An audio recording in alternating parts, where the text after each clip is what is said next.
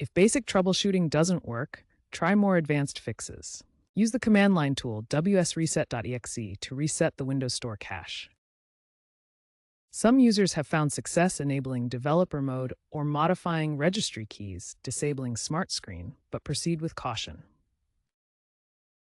GSC Game World offers a launch fix tool on their official site, which automates common repairs and diagnostics.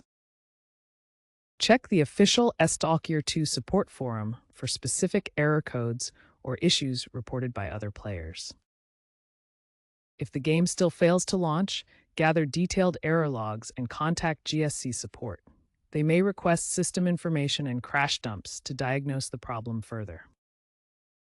Remember, as of November 2025, most launch issues have been resolved by patches, so persistent problems usually indicate a unique system configuration conflict.